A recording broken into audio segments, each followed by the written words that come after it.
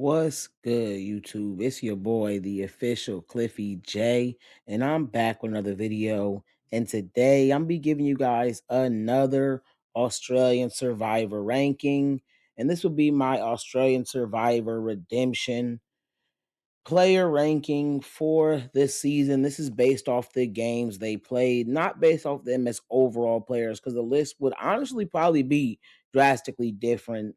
Um, let's go ahead and get into it. You guys already know the criteria behind these type of lists. I'm obviously leaning social, the most important, then their strategic game and the way they traverse the game strategically, then their physical ability in the competitions. We're definitely taking into account agency and all that, but it's all fitting into those three main pillars. And at number 24, I've got the second boot of the season, Cat. And she was coming in with kind of a pregame threat level because she had experience in these social strategic games and people kind of knew of her game. So I was gonna actually have her one spot higher because of that. But it's also like somebody else was supposed to be going home. Someone that's a little higher on the list, shouldn't even be higher on the list, really. Um, and she essentially blew up her own game. And on top of that, it's not like she was playing well before that. Didn't really have any allies or anything. So I'm gonna have her at number 24, but these first like five or six are pretty fluid, I would say.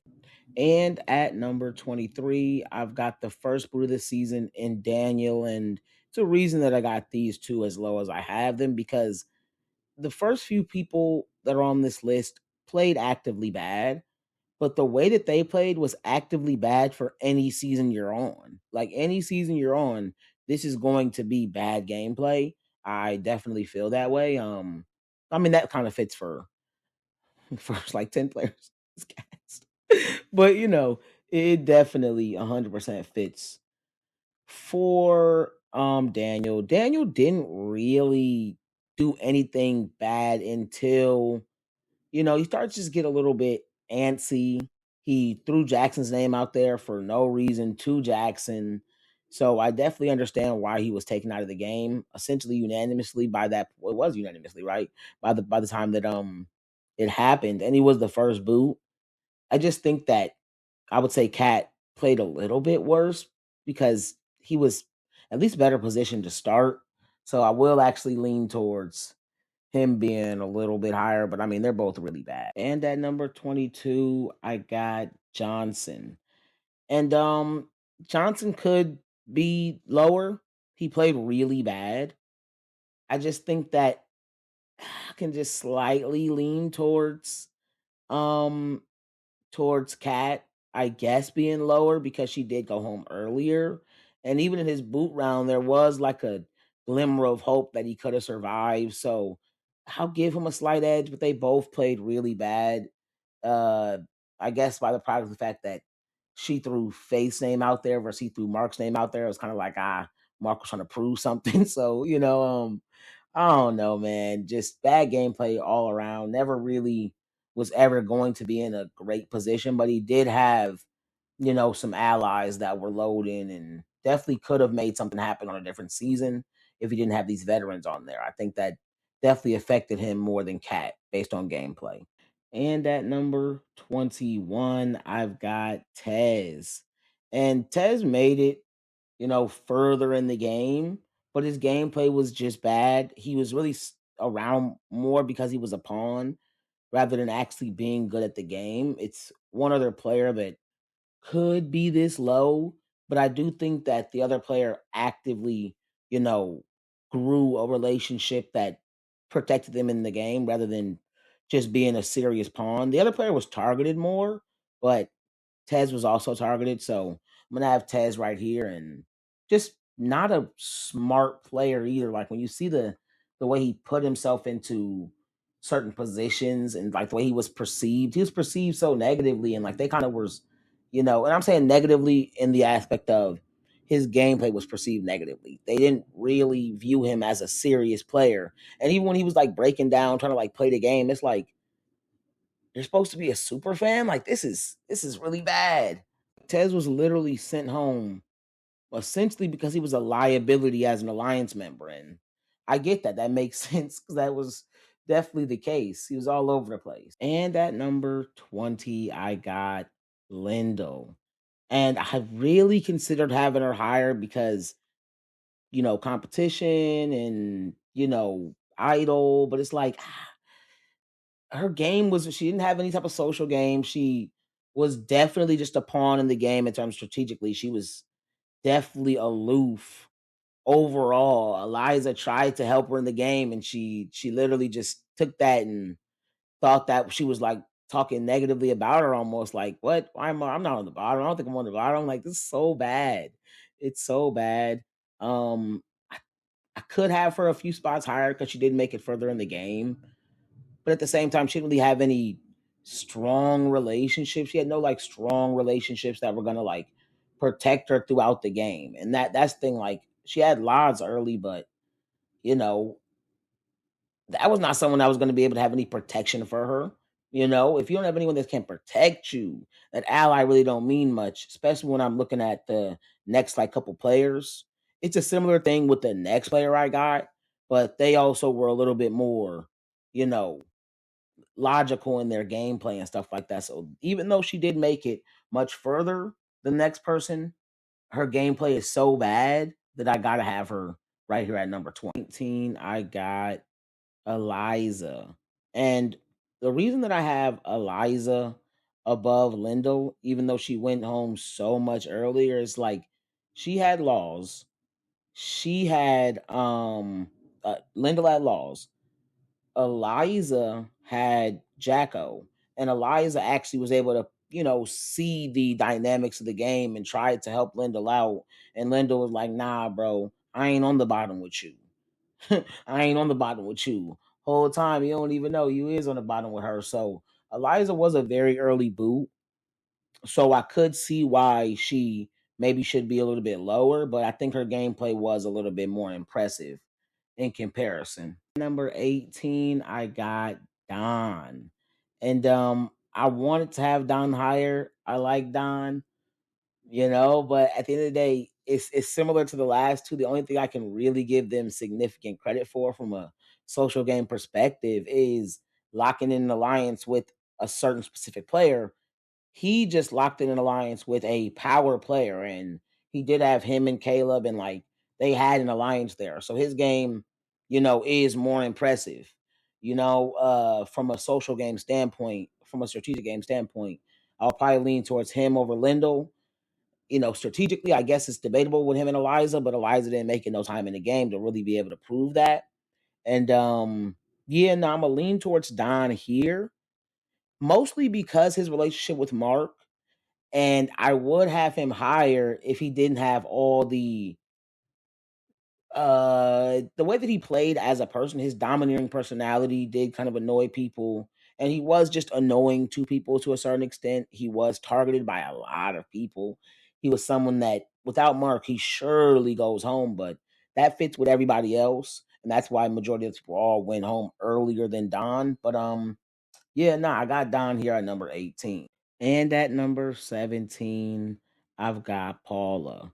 And I wanted to have Paula a little bit higher on the list. I gotta have her this low, mostly because she went home so early, because she was definitely positioned well early with Harry, and they were able to control that Eliza vote. But that also did expose her and, made her a huge threat. And that's all negative, such an early boot. But she has way more agency. And I think she just probably is a way better player, but I can't rank based off that. Probably is a way better player than majority of the people, if not all the people that are lower than her on this list. But yeah, no, I gotta have her here because she went home so early. She didn't control. She did have control in that Eliza boot. She was the decision maker there, so I got to give her that credit, and that's really why she's this high. It's not really anything else other than her relationship with Harry. And at number 16, I got Dirty Harry, and I gotta have Dirty Harry. I gotta have Dirty Harry this low on the list. This is definitely not ranking him based off him as a player because he's a much better player, especially with this terrible cast. Top heavy cast for sure. It's his top heavy cast. That's what I'll say. Um, Harry is this low mostly just because when I'm looking at his overall gameplay, it was solid. And no, okay, that's really why he's this high. His overall gameplay was pretty solid. But it's kind of like his pregame threat level put him in such a bad position that he's relatively hard to rank. Because if I just rank him based off of everything he's able to get accomplished, it really wasn't much. Yeah, he got close with Simon early. They could have had something rocking if Daniel wouldn't have been such a dumb player. But Lottie and Cam and Asher always, are going to be able to have that control due to them having the numbers they had. So it's kind of like I don't really know. I want to rank his game higher, but he was never truly going to be in control. Him and Paula and Simon had a strong, something going there, but Simon obviously flipped on the guy, and it's like, he tried to work Jackson. Jackson wasn't going for that. Jackson said, nah, bro, I'm not going to let you do me. And then he goes home, and that's so early in the game. And you can even say when he did that, yeah, it was like a Hail Mary play. I'm probably going home regardless, but you literally like put yourself in a position where now you're for sure going home, period. No ifs, ands, or buts. That's not really good. So as much as I want to rank him higher because of his pregame threat level and how he was probably always kind of dead in the water, he never really had a chance to win the game due to his reputation. At the same time, he literally didn't do himself any real favors. And then he also had someone like Simon that when you have an alliance member like that, you don't need any enemies. You don't need any opposition at all. At all. And at number 15, I've got Blanche. And now I'm in a stretch of players that I think they're all, I would say four, all relatively in line as players. And their gameplay is all pretty much in line. Like, I don't think they really would have had any other like longevity past each other. I don't think they would have been too much more greatly positioned. They just all have slight things that make me lean towards one over the other. And they were all working together at a point, obviously. And that's kind of probably what leads me to have them all in line like this. And I'm starting here with Blanche 'cause I think she's 100% the worst in terms of gameplay out of this group. Socially, if she was better socially, she would have been more integrated on both tribes. Her original tribe, she wasn't. She was Long Johnson. You know what I'm saying? You was with Johnson, bro. You're cooked. And then obviously when she gets to the next tribe, she's alongside Asha and Cam and Lottie, who end up being on the bottom of the tribe. So it's not really anything impressive there at all. So I can't give her any credit for really anything other than gaining these allies and surviving as long as she did. She has that over everybody below her. She had more allies than basically everyone below her, also. So yeah, I got her. And then she was also obviously able to be a part of the passengers until the passengers were spooked into getting her out of the game. We're literally spooked into it. That just shows how expendable she was, though. And one of the players I have above her was still in the game, and he was a part of the people that clearly viewed her as expendable. And at number 14, I've got Asha. And terrible threat management. That's really what it comes down to. And she was just like a little too extra. Like her and Lottie were a little too extra. And I think that they made it so obvious that they were trying to be just running everything, and that's not good. You're trying to strong arm to a certain extent, and hey, that's very common in Australian Survivor. People try to strong arm, try to force. That's common in Survivor in general. But I mean, 'cause look at Coach, get Coach, bro. But it's like I just think it was a little too much, and I see why people wanted to get them out. And I'm gonna lean towards her being lower than the other two players of their alliance because she went home so much earlier. Her threat was so much larger, and I don't necessarily think she exhibited like such great social game or anything like that to where I gotta. Even though she clearly did have a solid social game, it's just not really anything important. It wasn't like game changing. So I'm gonna have her here at number 14. And at number 13, I got Cam. And I really hate his gameplay. He was not good. He was a pump faker. And then he was like extra like with his it's like his he was so scared of Brooke. That's the only one you're this scared of, bro. Like, yeah, I know you want to get the big boys out because I'm a big boy on the inside. And bro, bro, this guy just, bro, he just never did anything. And since he never really did anything, I can't have him too high. He wasn't part of the passengers. He was in a good position to start the game. Like he definitely had a good enough social game to be positioned really well at multiple points. But you start to see that social game clearly must have faltered off, I guess, from people being around him so much. Because he essentially went home because he was annoying, bro. And that was like at the final seven, bro.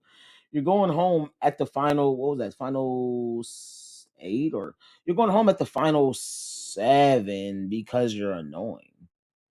Like, that's cooked, bro. That's chopped. I can't have you any higher. And at number 12, I got someone that went home a lot earlier than Cam. That is Lottie. She was the merge boot. She did have a lot of control pre-merge. She was also better positioned than anyone in her group when it came down to it because she had a relationship with Simon, so I kind of gave her relationship on both sides. She wasn't as greatly positioned inside of her alliance because Asher and Cam were clearly together, and then Blanche came in and was more with Asher, so she wasn't as greatly positioned there. So it's kind of like, it isn't amazing. And at the same time, the way that she traversed the game was similar to Asher, where they were just a little bit too aggressive and a little bit, too much of like trying to boss the game. They were trying to play Boston Rotten. I'm just kidding, but they were definitely trying to boss it. And when you're trying to be the big boss, obviously going to be the one that has to pay the cost. Like it's just how it works. So Asher paid the cost, and then she tried to, bring some stuff together. But little did she know at the merge, even though she was trying to bring it together, it was already a full head of steam from players like Keely coming at her like, nah, we can't let her get the train off the tracks. Because I do think Lottie would have been able to run some stuff and definitely probably would have been the most likely winner from her side, even with her huge threat level, because she does have some game ability there for sure. She got some game ability there, but then day she was the merge boot, and she didn't have full control at many points. Like she had control, and she was able to kind of dominate, but at the same time she was kind of like a figurehead for her alliance because Asher was actually having the control.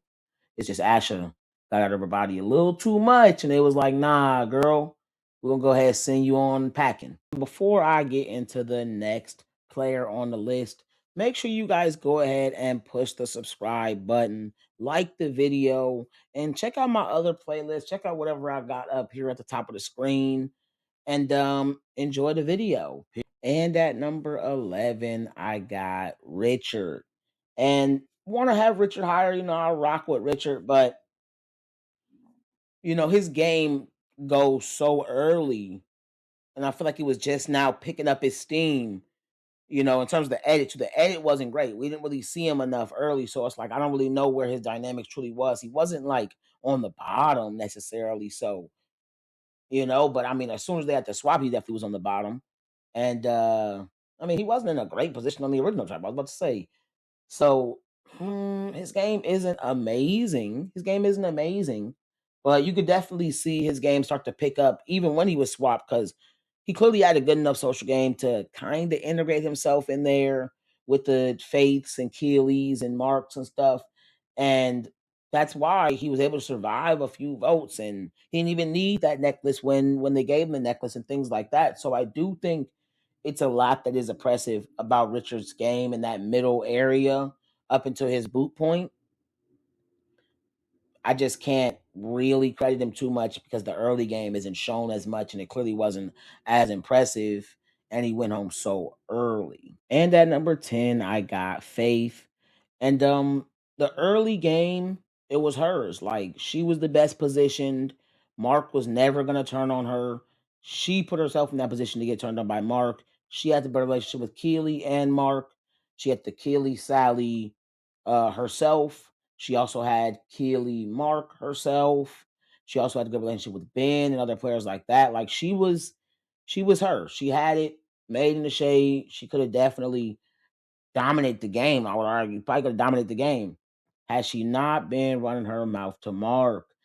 She even was able to just chop off all of Mark's allies, and Mark was just letting that stuff fly. Like she just shouldn't have been opening her mouth and let Mark know that she wasn't going to take him to the end, because Mark would have for sure kept rocking with her, even though she started to take out everybody that he had in the game that was going to have his back, which is all very impressive.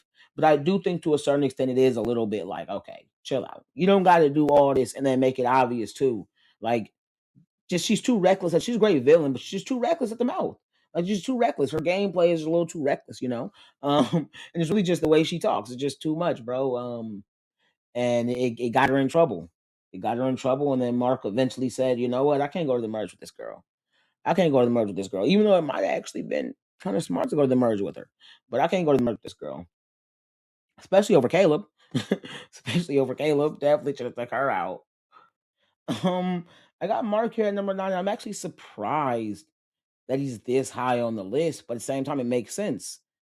He had a lot. He literally was the central figure of that early tribe with the amount of relationships he had and how strong and how loyal they were to him. Yeah, Caleb always was going to backstab him, but Caleb needed him. So Caleb was a loyal number. You know, Tez really was closer to him than he was the girls. Yeah, Tez was all over the place, but Tez was closer to him. Really, Don, obviously, like he had it. He definitely had it.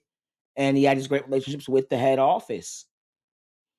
I do knock him for the fact that they were all just able to get smacked week after week. You just letting these people go, but at the same time, he wasn't just letting them go. He was also making moves to keep them in the game, and he was controlling a lot of the votes. He was persuading the girls to do stuff that was maybe not in their best interest. He was forcing certain moves. So I do think that Mark deserves a lot of credit. And even at the merge, his threat level was massive, and he still was able to survive a little bit. So, and it was because of his gameplay. So it's like I give Mark a lot of credit there, but it's all like your pregame threat level wasn't that high.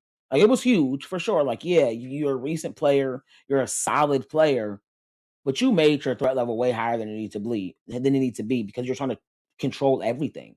You got to kind of just let stuff fly a little more than you were. Yeah, you was like, oh, it's other times to take control, but then you still try to take control a lot. Like, you should have just let stuff slide, and honestly, he should have just let all his allies get knocked off.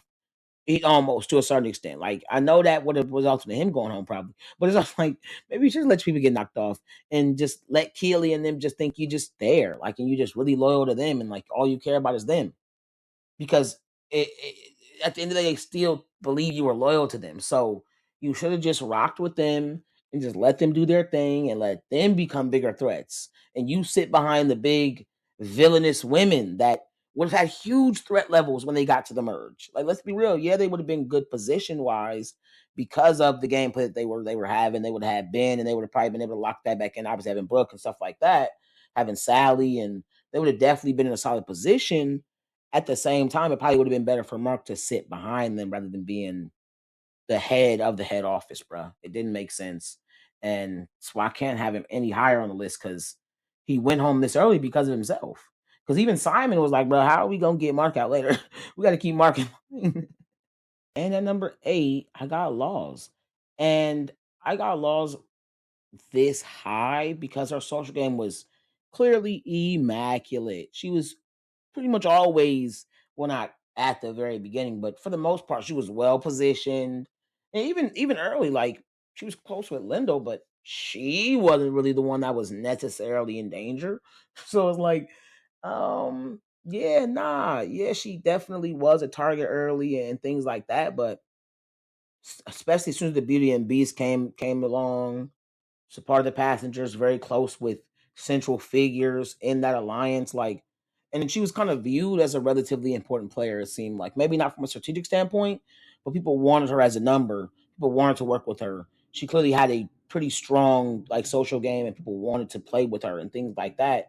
That could be because I don't know anything. It could have been because she was maybe a complete like goat in the jury. I don't necessarily think that's the case, but that could have been the case. It could have been what it is.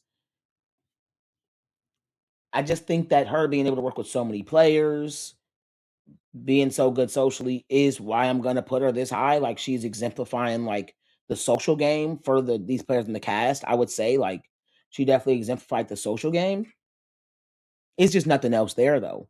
Nothing else there. She has so much longevity in the game, strictly based off of having a good social game, in my opinion. So I gotta have her this high on the list, but it's just nothing else there really. And at number 7, I got Simon. And it's actually a lot decent about Simon's game. I actually came out feeling like, man, the same. I felt the same about Simon. It's just because he has the mechanics of like he has the archetype of a very good Survivor player. Athletic, strong guy, good socially, knows the game, but he's not good. He's just never good for real. Like even when he plays well, it's like almost sloppily falling into the position, being persuaded to do stuff and making like very he's also like a relatively scary player. Like he usually makes the scary, safe, quote unquote. It's not even safe. No, he makes the dumb or scared decision every time. I'm not gonna say he makes the safe option. No, he does the dumb option. That's not always the safe option all the time because he's stupid. It seems like in the game, obviously not a great player. Um, at the same time, like alongside Harry and Paula early in the game, he had a good enough relationship with Lottie to where, you know, when the game did flip and he flipped and stuff like that on Harry, he was still like decently positioned. And then we get to Beauty and the Beast. He ends up flipping on them. Like he's the man in these flips. He's the man, you know? He ends up flipping on them, getting with Beauty and the Beast.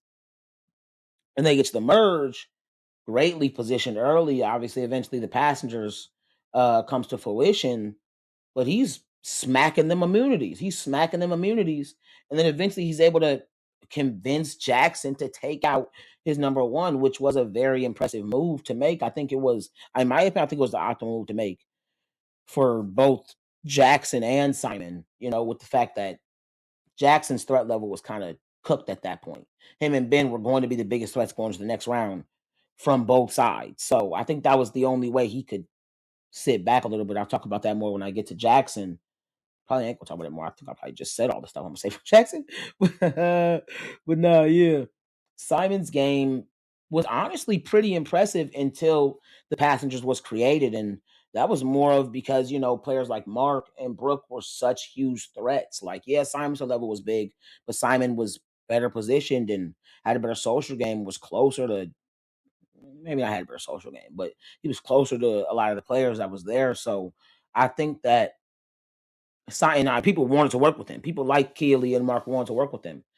So I definitely think that it's a lot that's impressive about Simon's game, but you know, when we get to a point where he has to just win and win and win, or he's going home or pull maneuvers, stuff like that, it's kind of like can't really put you any higher, especially when it's not like you made it to the top four or top three. And at number 6, I got Ben, and Ben could definitely be lower on the list, but I'm gonna lean towards Ben here at number 7, mainly because when I'm looking at his overall game, he wasn't gonna be going home early game. Like, yeah, his name could have been flowing around a little bit because he wasn't greatly positioned, but he definitely had a good enough relationship with the power players where he was never really gonna go home. Huge challenge threat. He was their best in the competitions, keeping them afloat, and that was extremely impressive. And he also that ability that he showed in the pre-merge is so impressive that it's like you gotta give him like extra credit in terms of his game on this season. Same with like assignment, of course.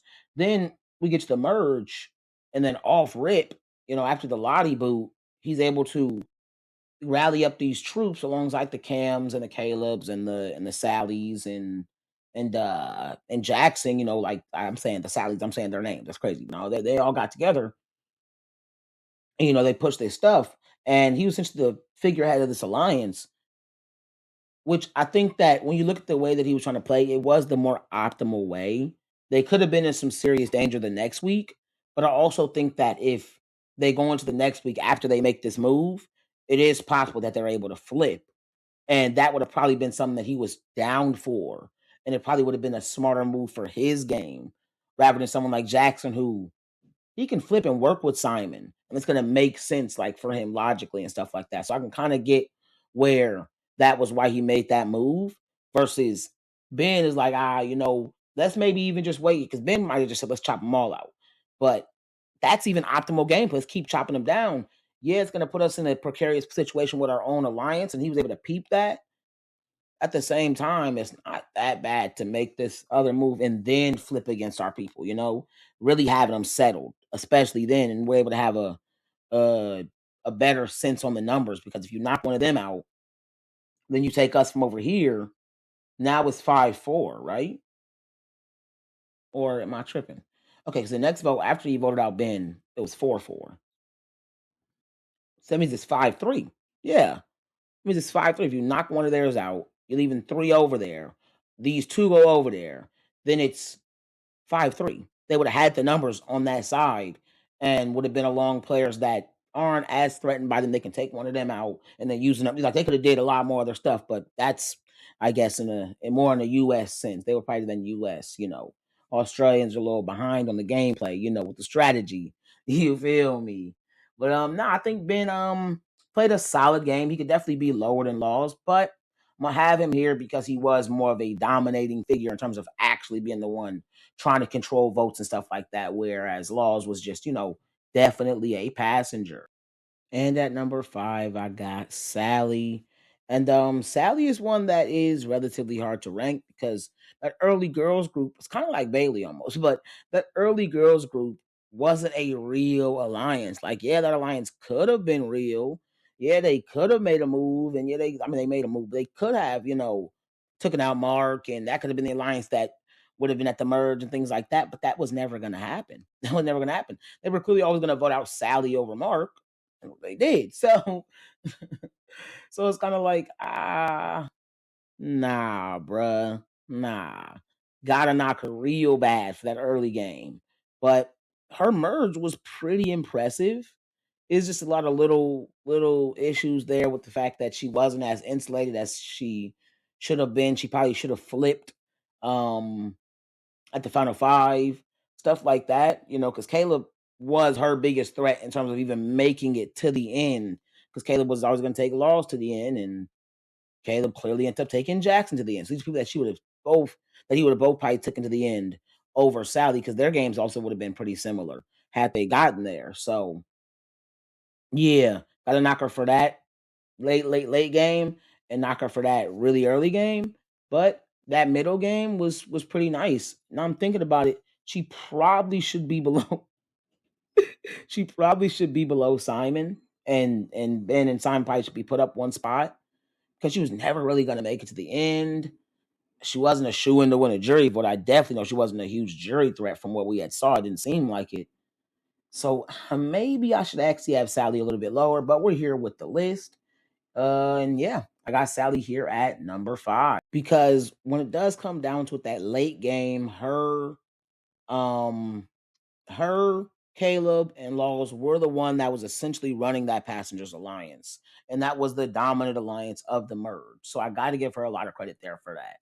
And at number 4, I've got Jackson, the runner-up of the season, and this is actually really tough. And I'm honestly gonna lean towards the other players all because they were better jury threats. That's the main reason. Because I do think that reflects on because I never felt very highly about Jackson's game in comparison to the other three players that I got on here. And the fact that he made final two shouldn't fully, you know, change my perspective. I think that he played a better game than what he explained at the final tribal. I do. Um his early game, he had Eliza as an ally, but he was never a target. So when she went home, that wasn't necessarily a net negative all the way, but it was slightly a negative that you weren't able to protect that ally, and people took that ally out. Obviously, we eventually have the Paula boot, and then now we're at the Harry tribal. That was a solid move, but even being in that position to begin with is not great. It's not great, and that definitely knocks you below these other players who I feel like in terms of early game positioning, it wasn't this bad at all. And then we get into the Beauty and the Beast stage of the game. That was very impressive for Jackson, for him to be in that alliance, grow that relationship with Ben so strong to where they're eventually able to flip, you know, alongside Laws. And there was no real pushback for that. Like they were in a really good position. It wasn't like they were the only players being targeted after that, like the group was being targeted. Then he flips and works with Ben. I mean, and then he flips and takes out Ben. And before I even get to that, he was a part of the Passengers Alliance when they took out Blanche. They were spooked and taking out Blanche, which isn't great. Richard also was taken out on their watch. That isn't great. Then we get to the Ben move. This is one that at first I was like, man, great move, great move. I'm kind of on the fence about it because it's kind of like I believe it was the right move to make, and I actually think it's the reason that he got as deep in the game that he did. So it is a good move, but it's also like I guess the safer move would have been let's take out one more vet and then we flip us two, me and Ben, we flip, and then we take out someone from the passenger side, then we take out someone from the vet side, then we back and forth it, and then are able to lower their threat level as two individuals. You know what I mean, and have them more as like a block that's important to each side. You know, they end up just being kind of figureheads for the passenger side. And obviously Jackson was like, I ain't gonna be nobody's figurehead. But bop, slide over there. And then he was able to pull off exactly what he said, which is swapping out one shield for three. And he literally was able to do that because they were all more targeted than he was. That was definitely a smart move to make. So that's why I do have Jackson this high. Would have been great if he won the final immunity, but can't ask for everything. Is just he definitely had that stage of like Simon said, he had to learn the game, and as he developed as a player, you definitely saw the more impressiveness. I do also think that he is maybe a little bit too aggressive as a player in terms of like at tribal and stuff like that, to where it's like you're not actually making anything happen though. It's kind of like Rizzo maxing, like, and he Rizzo 10 times better as a player and has done way more than Jackson in the game. It's kind of Rizzo maxing where you're like, will try, we gotta do this. Oh, big moves, yeah, and then you don't control anything though. So no big moves really made, but you flipping and then the Harry move all the way back pre-merge. Nah, bruh. I can't have that too high, but I gotta have it pretty high on the list here at number 4. And at number 3, I got Keely.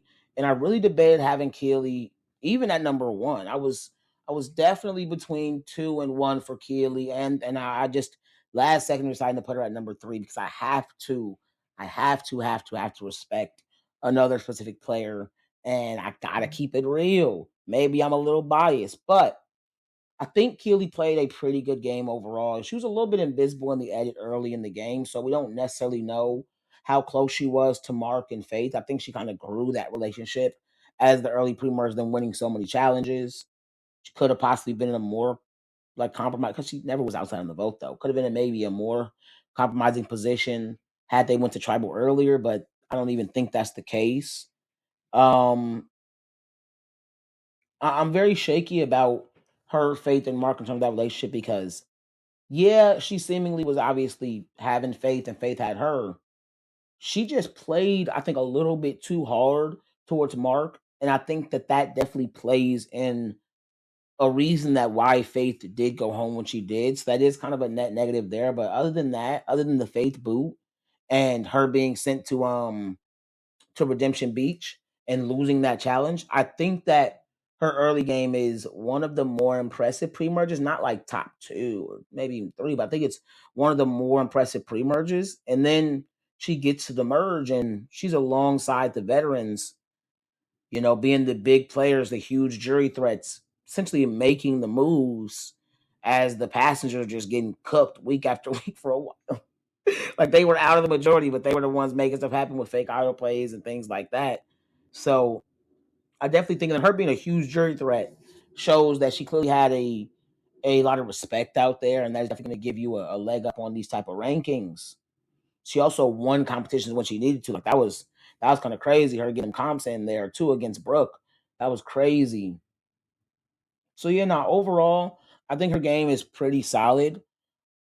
My only gripe with her is you didn't really have to be in that Vets alliance where you're gonna essentially be. Yeah, you could have been the biggest threat on the other side, but with your game ability, you should have trusted yourself to be able to minimize your threat level over there with Caleb and Sally and stuff like that, and not be the biggest threat and not be just going home immediately. Especially when you have Jacko and Ben over there. Like I honestly think she probably would have had more value and it would have been like more sensible from a gameplay perspective to flip to the other side. At the same time, they were kind of stupid over there. Like they were not the smartest like game players. So I can't understand why it was like I'd rather play with smarter, more exciting players, and that's kind of where it was, and they got the more respect of the jury. So hey, good for you, Keely. You have respect, and you did play a solid overall game. It's just I do have it in line with Simon's game and uh and obviously the next player's game because I do think a lot of it is their threat level made it to where so much of the game they're playing kind of on the back foot that it almost is a little bit more impressive that they were able to survive as long as they were able to survive while being on the bottom. So I got to have them a little bit higher than a lot of the passengers who you guys were on the top and still getting spooked and doing dumb stuff like, nah, bro, we don't rock like that. And at number 2, I got Brooke. And this one just comes down to the sheer difficulty that came along with her game. First comes with her pregame threat level. She's a huge threat, being viewed as probably the best player coming into this. Obviously, Harry is Dirty Harry, but she's viewed as the best player coming into this. Huge comp threat, great social player, huge jury threat in every season she's been on. Like, she has all that to combat, and she's still able to end up in a solid position. It's not just because she was alongside Mark. She clearly was working really well with the women herself and also had a good relationship with a lot of the guys, too, with having a great relationship with Mark too. So I think that that's all extremely impressive. And she was arguably even better. And if you're talking about early pre-merge, she was probably even better positioned than a Mark and Faith because she had that open line communication between the Mark and Faith where when they're thinking of doing moves without Mark, they're still telling Brooke, you know what I'm saying? So it's a lot there and a lot of impressive there. Obviously, she's able to, you know, be the one to get Johnson out of the game that week when they were trying to flip it on Caleb. Like, was it on Caleb that week or was it on? I think it was on Caleb, right? They were trying to flip it on Caleb. Like then when she is essentially swap screwed, she's able to find an idol, play that. The beauty of the beast comes together. She's able to get into that alliance. Like it's a lot impressive about that. Like especially with her position only being that way because of for one being swap screwed and for two natural pregame threat level. And then they get into the merge and I do knock her just like I knock Keely and the past. I mean, not the past, the veterans, the stronger group in general, because they talk so much about the passengers. Like you guys are going to get to the end, and you have no moves to climb. But it's like we're the ones slicing y'all up. Doesn't matter when we can have moves to claim, because especially as big as the alliance was, we can have moves to claim from the final 7, final 8 on. We'll have those moves to claim. On top of if we did one or two things earlier in the game, we'll have those moves to claim. Y'all won't be there, so we ain't got to worry about going against people that y'all have all these moves. I don't got to worry about going against you guys. You guys aren't going to be there. Like, and that's the mindset that I see from a lot of the passengers, what they had. And the vets kind of were honestly turning me off, bro. So I'm like, y'all are talking like this, but it's clear that we're doing that like out of persuasion, trying to get them to flip and stuff like that. Because you guys just didn't have the numbers. Your threat levels were too high. You guys had no threat management. Hers, I knocked her the least for her position going to the merge. Because that's kind of what she had to. The other side would have never really accepted her in. They would have just sniped her out the first chance they got. They would have played her. Every other player probably had a pipeline or opportunity. I mean, other than maybe Mark, and Mark kind of did that to himself. Yeah, Mark was a vet, so of course we're going to target him because he was a vet. But Mark completely overplayed and made his threat level huge and all that type of stuff. So and showed himself as a huge big player while not having such a great social game to where they're going to just not care about that and be like, well, we really want to work with Mark. Nah, they was like, we're going to get Mark out of there. Brooke wasn't even afforded that same luxury. She was just always on the back foot naturally post early pre-merge, where early pre-merge, she was in a great position, isolated, and clearly played a really good social game. So, and then even when we get to like late in the game, these players that she was with, the Jacksons and Keelys, until literally the time when Brooke had to go home, essentially, Keely was down and loyal, Jackson was down and loyal, Mark was down and loyal. Only person that wasn't really as loyal as they need to be was Simon, and Simon's not that great at this game, bro. He's not that great at this game. So I think it's a lot that I can give Brooke credit for, especially because she also was able to win an immunity or two, at the merge too. So it is that. Like, it's not like did she win two? She might only won one, but she also was able to win immunity, like, when she needed to. Like, multiple idol finds, bluffing idols. Like, she played a really good game. She played, like, as if Rick Devins was, like, on in that position the whole game, and he did what he did. That's like how her gameplay was, and that's really impressive, especially when you take into account the fact that she did have a good social game. It wasn't because of social game, and she showed good social game aspects with the Beauty and the Beast becoming something that was created, and her being isolated early in the game. So yeah, definitely gonna have Brooke here at number two, but she has some of those gripes that I had there, where I do think that the vets could have been a little bit more flexible and could have not talked as hot and spicy about the passengers, and maybe they would have been able to flip a passenger or two. I think they were just pissing them off with that type of stuff. You're disrespecting our game. And at number one, I got the winner of the season in Caleb. And we all have issues with Caleb's game at many points. He was outside of the majority at points. He voted incorrectly. He was a heavy target a lot of the time. He definitely caused some friction between him and Jackson and stuff. He made himself a big name out there, but he also was very loved and adored by a lot of the players on his cast. He played a really, really good social game. He had a solid physical profile, you know what I'm saying? He also definitely had one of the better strategic minds and was one of the biggest pivotal decision makers of the entire game, with the fact that he was essentially the head of the Passengers Alliance, and that was the alliance that ran the entire like merge section of the game, essentially in terms of the numbers standpoint. He had that great relationship with Laws. He had a good enough relationship with Sally where Sally stayed loyal to him for so much of the game, the entire merge. It's just a lot there that I can give him credit for. Early game, he had that relationship with Don and Mark that kept him in the game that whole time. He was able to win the redemption duel. What else? I mean, he was a part of sending the girls there, Sally and Keely, with him to redemption. What else? Like, I mean, he has a really strong game. He's the reason that Mark went home, him relaying false information to both sides. It's a lot impressive about his game. It's a lot impressive. He definitely played the best game, in my opinion, of anybody on this cast. Was sloppy at points, but everybody was sloppy at points. Everybody got, gripes I can have with their game. At the end of the day, we got Caleb here at number one. He's a solid Australian Survivor winner. And yeah, that is the end of today's video, guys. Make sure you like, comment, and subscribe. Push the notification bell so you can be notified every time I drop a new lit banger. Peace.